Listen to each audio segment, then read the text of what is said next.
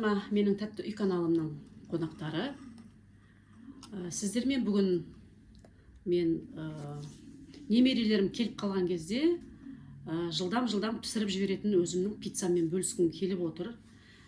Бізге ол үшін айран 200 грамм, бір дана жұмыртқа, азғантай аштыққа, тұз, фарш керек болады 200 грамм, 2 ас қасық кетчуп, 1 ас қасық майонез, 1 ас қасық томат пастасы, ұн және де 1 пияз, помидор, болгар бұрышы керек болады.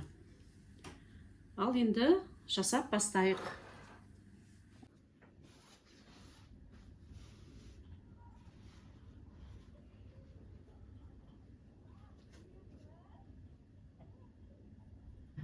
Бісміллә деп бастайық. Бірінші қамырымызды дайындап қоямыз.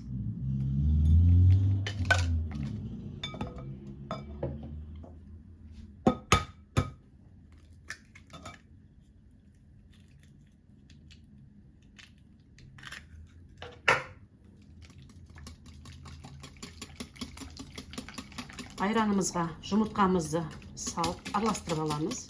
Bir ас десерт қасығы.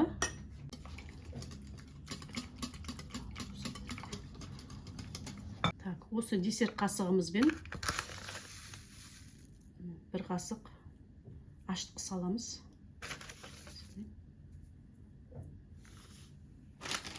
2 десерт қасығы болды аштыққа.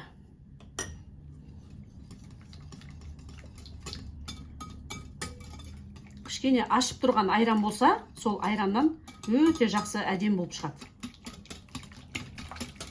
Болады ғой, бір үйде қалып қойған, ішілмей қалған айран. Сондай айрандар да болады. Енді ұн 300 граммдай ұн болатын шығар. Қазір көреміз. Біздің қамырымыз әдеттегідей қатты иленген қамыр болмайды. Сұйық болады. Сондықтан ұнды аздап шетінен қосып тұрамыз.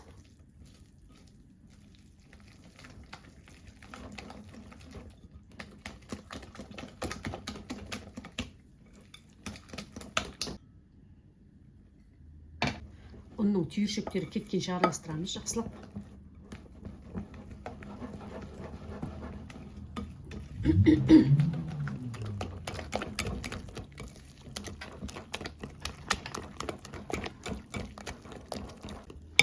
Азғантай ұн салам.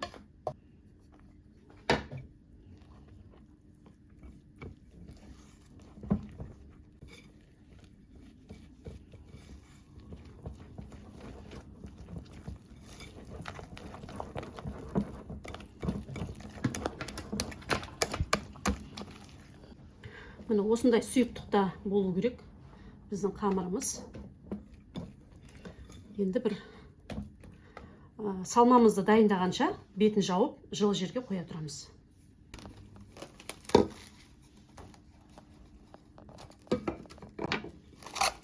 Өстіп жауып, жылы жерге қоя тұрамыз.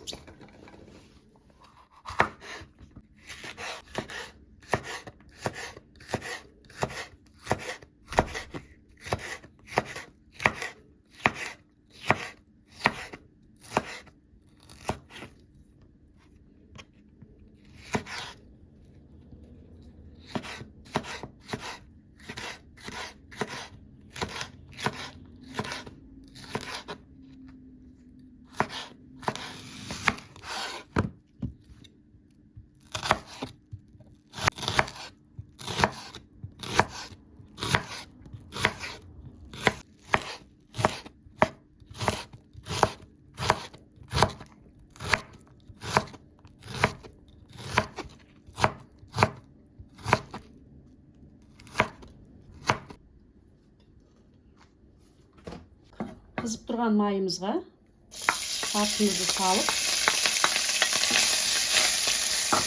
қуырамыз.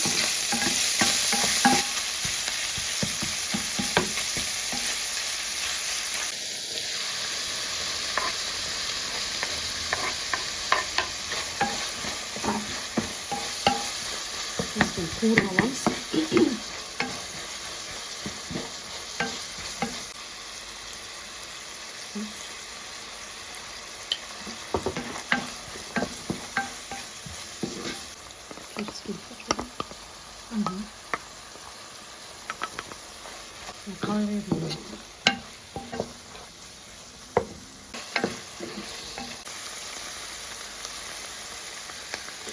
Басқа да дәмдеуіштер қоссаңыздар болады, өздеріңіздің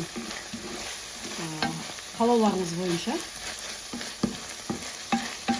Мен көп дәмдеуіштерді ұнатамын, сондықтан көп пайдаланбаймын дәмдеуіштерді.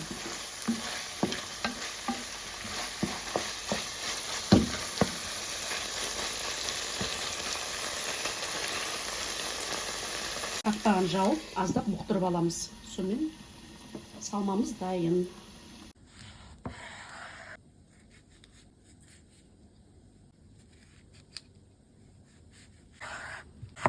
Помидорымызды осындай жіңішке қылып тураймыз.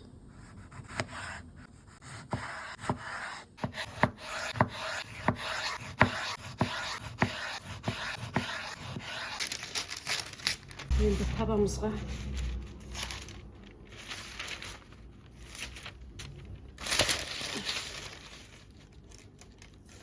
пергамент қағазын төсеп аламыз.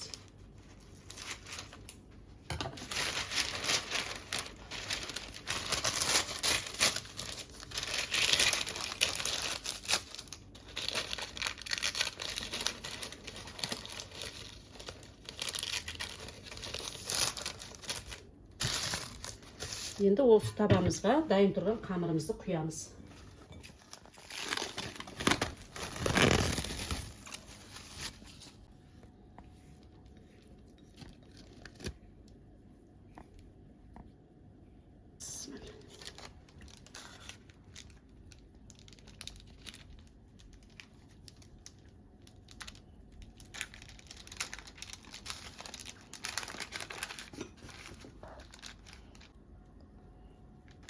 Қамырымыз қатты көтеріліп, ашып нетіп кетпеу керек, кішкене осындай созылмалы болып тұрса, бетіне әлі біздер кетчуп жағамыз, сол кезде жақсы ұстап тұрады. Қамырымызды осындай деп жағып алдық.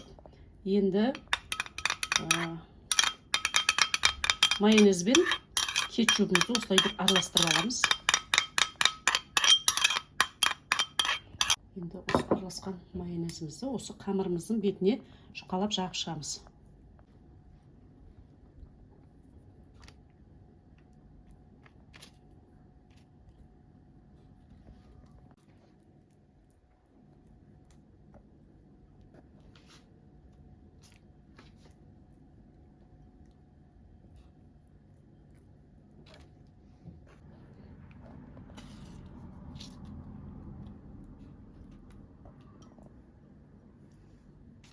Барлығы жетті.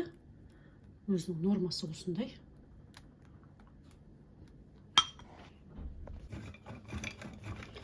Бізге моцарелла сыр керек болады. Мен жаңа бастапқыда ұмытып кетіптім. Айтамын деп. Ондай көп емес. Бір 100 грамм сондай керек болады. 100-150 грамм. Дайын тұрған салмамызды жұқалап саламыз бұны да.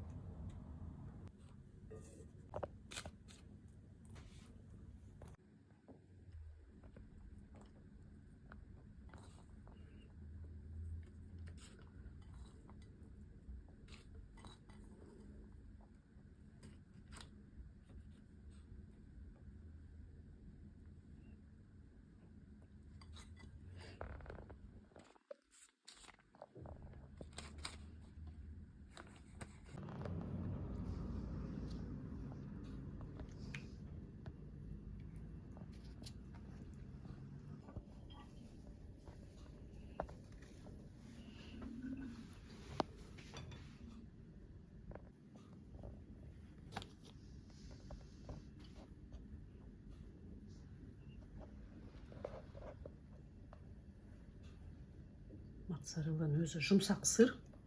Жұмсақ болғаннан кейін осындай болады. Бір-біріне жабысып қалады екен.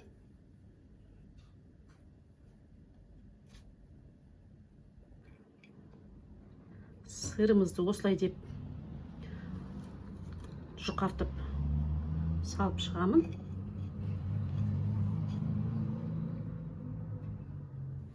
Менің сырым аздау болып қалды. Менің немерелерім сырды көп болған жақсы көреді. Сондықтан мен сырды көптеу аламын. Қазір тағы да сыр үгітіп алайын. Мінекей сырымды жақсылап өстіп бетіне бір тегіс қылып сеуіп алдым. Енді қызып тұрған духовкаға саламын. Пештің температурасы 180-200 градуста. Бір 10 минут, 12 минутта дайын болады.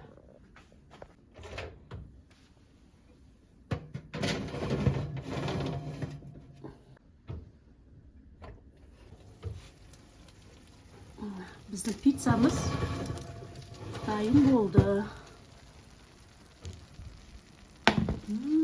Қандай аромат.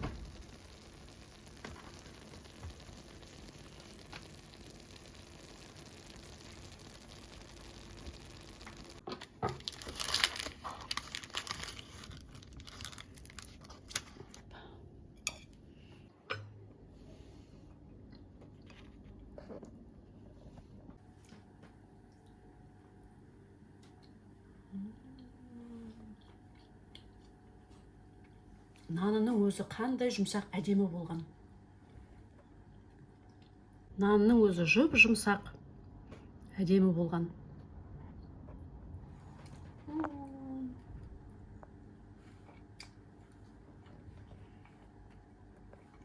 Керемет.